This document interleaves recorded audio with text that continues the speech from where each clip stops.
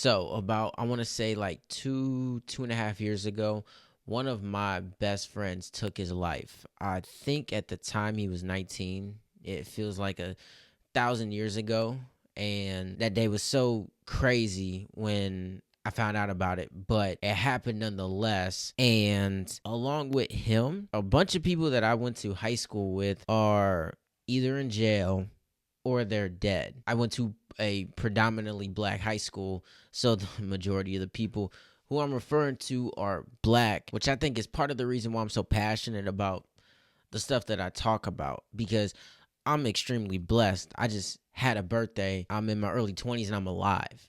And for a lot of people, that's an accomplishment because there's so many more people who don't make it to that age, right? And people die all the time, stuff happens.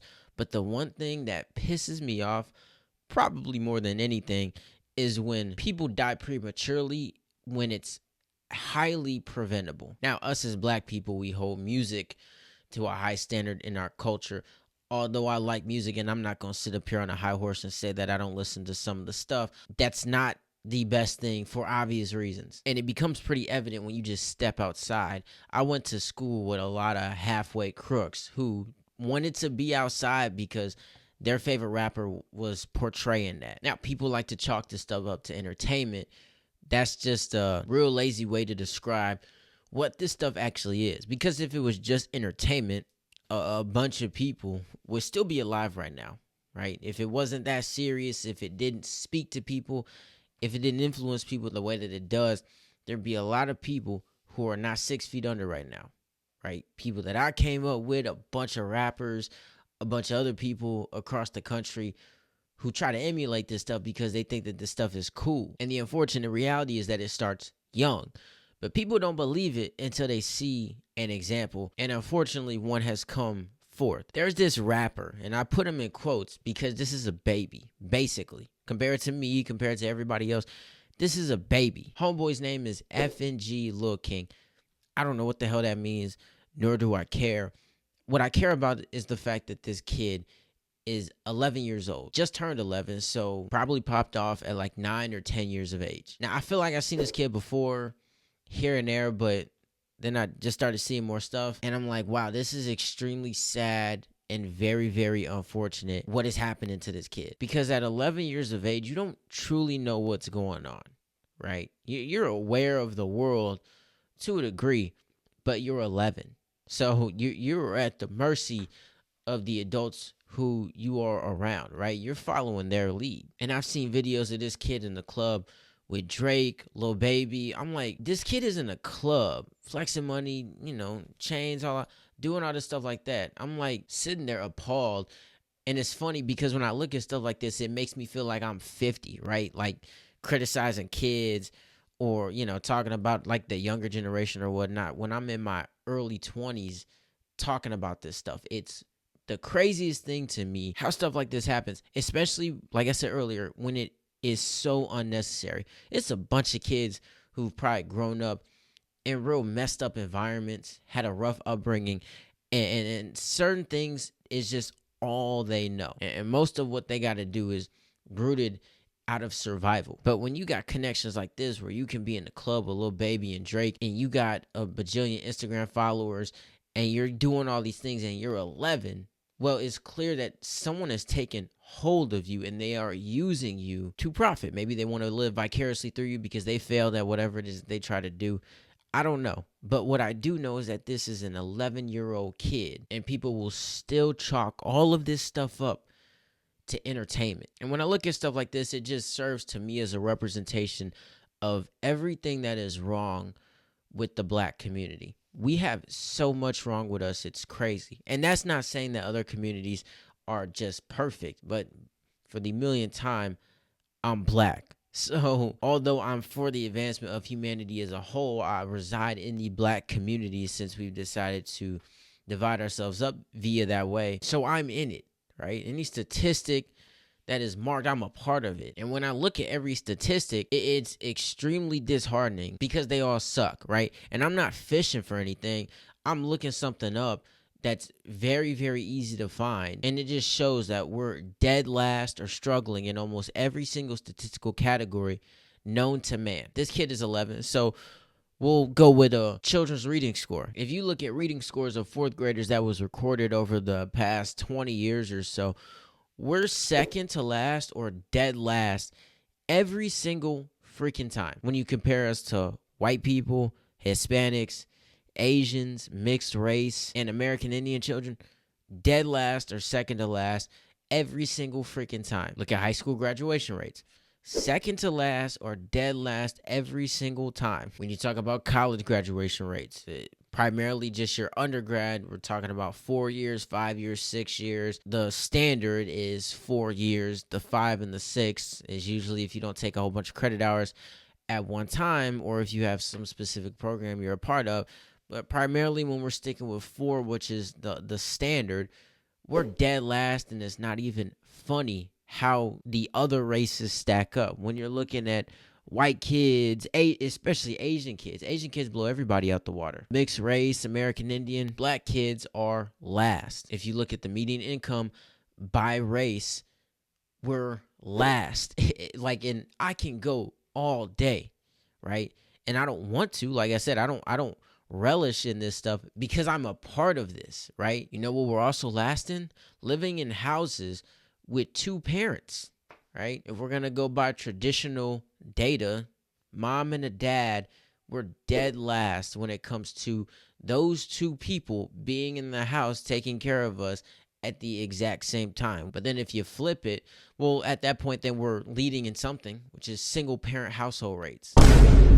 And once again, this kid is 11. So if we're talking about juvenile criminal offenses, if you look at the amount of crime that black people commit, just period, that we get prosecuted for, it's absolutely ridiculous compared to our population size. But just looking at kids and juveniles, info from 2020 pegs us at almost 2 million crimes committed when we're talking about juveniles. And I did the math. That's like 4% of our population. It's only like 40 million of us. So 2 million kids, or wherever the juvenile cutoff age is, commit crimes. And then I look and damn near 7,000 of it is murders. Like, bro, it's the craziest thing to witness. And I understand that these issues are nuanced. I'm not trying to talk about them at a surface level, right? I know that that's where a lot of people go, and I get it. But I've always been a proponent of accountability. So regardless of systemic issues, historical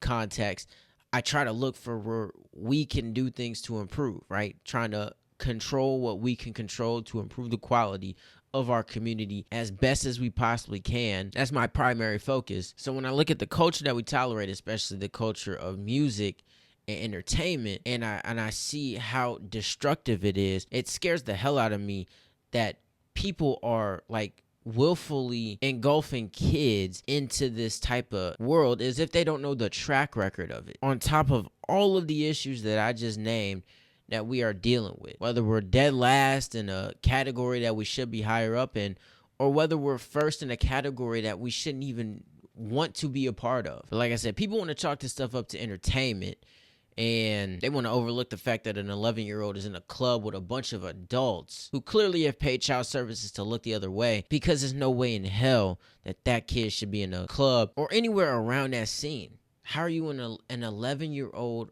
rapper in that type of environment? But I guess what has already transpired over the past however many years when it comes to rappers isn't enough to deter people from wanting to involve themselves in that world. So I'll just go down the rundown of a shortened version of a very long list of a bunch of dead black rappers. And I'm gonna let you guess as to the manner that they died in before I say it. But first, I'm gonna just go down the list, give you the names and the ages, because how old they were is so important. It ain't like these cats are making it to 60s and 70s and dying of old age or getting popped in from some old beef. No. Like, I'm older than a lot of these dudes. Not by much, though. Like I said, I'm still early 20s. We ain't rushing it just yet. But regardless, the first one, Pop Smoke, 20. XXX, 20. Jimmy Wapo, 21. Biggie, 24. JD Youngin, 24. Big L, 24. Tupac, 25. King Von 26, Takeoff 28, PNB Rock 30, Nipsey Hussle 33, Young Dolph 36, Jam Master Jay 37. And trust me, that list is like 1,000 times longer. I would just be here all day, so I have to cut it short. But all of those dudes got popped, right? None of them made it to 40. And on that list of 13, only 4 of them made it to 30. I know life goes fast, but it's so much life you can live. Even if you make it to 50, 60, right? I know the goal for a lot of people is 70s, 80s, 90s, yada, yada, yada. But these kids are getting their lives cut in their 20s, bro. And the majority, if not all of these dudes, got popped by another black person. So knowing this information, knowing the state of this community, the fact that you are bringing an 11-year-old kid into that fold, knowing full good and well that he's not 100% privy to what's going on is ridiculous. And it follows the same trend of just what's going on, period. Right? I talk about this with a bunch of progressive movements when it comes to like gender identity, sexual orientation. I'm not here to police anybody's life, but one thing that I've noticed is people's fascination with children and trying to get them to buy into whatever life that they want to live as an adult. They want a kid to co-sign, and then they feel validated in how it is that they want to do whatever it is that they want to do. It's the same thing right here. You're a grown man. You got a bunch of money, and you're doing your thing. Why on God's green earth are you bringing a kid into this world, knowing the reputation that it holds? And this is why I don't buy into the whole we're just gonna sit up here and blame white people for all our problems or whatnot, because this situation exists in twofold. Number one, it's a bunch of black people who are bringing this kid willingly into the fold. A white person that hold them at gunpoint and say, bring this kid to the club, bring him in the studio, force him to do music, do all this stuff like that. I highly doubt that happened. But number two, it's a bunch of white people who own record labels who give the green light for these people to make this type of music. And they could care less about the meaning behind it, about the residual effects, because they're getting paid. So they want to cry and complain about the white man and all the stuff that white people do, X, Y, and Z, yet they're working hand in hand with a white person who owns the record label that they're signed to make this type of music about killing other black people, because that's what they're talking about, right? When they're beefing, they're not beefing with homeboy down the street who's white as snow. No, they're beefing with the dude who lives on their block or who lives on the other street or whatnot, or some other rapper that they don't like. And almost every single time it's a black dude. And then all the ladies, F my baby daddy. Baby daddy's black and he's in jail. Like, it's getting ridiculous, but people gotta see it, right? Is there so much degeneracy among adults? But in order to keep that going, they got to raise up a new group of people to maintain that shitty ass legacy. So they prey on kids. They go to kids and they say, hey, I won't feel content with my life and the stuff that I'm doing unless you get on board. I got to bring you into my fold because I'm going to groom you into becoming who I want you to be. That's a problem, and I've already become privy to this country's soft nature when it comes to protecting kids, especially over the past like 5 years. It seems like they're just an easy target, and either people just threw their hands up, or those are the people who were in it all along, grooming kids for whatever their cause is, and now just get to do it openly because no one's laying the hammer down on them. It's a shame, and it gets even worse because other people are beginning to see it, and then they're starting to lose hope as well. Because I saw this one tweet from this girl. She said, deep down inside, I know the black community can't be saved, but it hurts my feelings to accept it. Now, I wouldn't be talking about this or doing what it is that I'm doing, studying what I'm studying in school, having certain aspirations for my future if I believe that it couldn't. But we do ourselves no favors when we wake up, pick a degenerate thing to do, look at white people and say it's your fault. Then once the eyes of accountability are off of us, we go back to doing whatever it is that we were doing, poisoning our kids and ruining what's left of our culture. And then it just becomes a cycle, because then we'll turn around and be like, oh my goodness, white people, I can't believe you're doing this to us. All the while, we are doing everything in our power to destroy anything that is good in the black community. Like, this stuff is serious, bro. It really, really is. And I'm not for being prejudiced toward a certain group based on things you might have heard or perceptions that you might have. But what I will say is that we do ourselves no favors whatsoever. So the fact that we have the audacity to complain that people see us a certain way, and then we turn around and we do stuff that just verifies the perception of us. It's the wildest thing ever, but the best fix for it is accountability. It's just identifying it, allowing your personal feelings and emotions to fall by the wayside and owning up to it. Because this is not okay, but it is clear as day that they try to start you young, bro. That's how the cycle remains. So I wish nothing but the best for this kid in any other endeavor whatsoever, because it's clear that not too many people make it out of the road that he's traveling on. And the reason it's important to care about this stuff is because so many people be like, well, not my kid, or, I'm not there, so it's not my problem, or whatever, until that stuff seeps into your world, right? A bunch of people who got kids who go to school with other kids who are doing stuff who might be of influence. You got teachers and systems affecting how these kids are. So yeah, it's something to get animated about, straight up, because this is not okay, right? Like, if it was any time for child services to storm into that club, now is the time.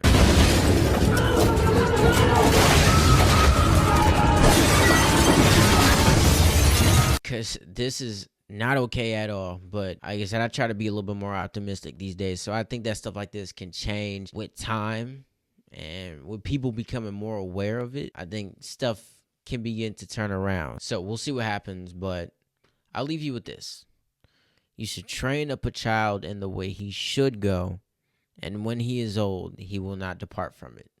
Proverbs 22:6. Something to think about.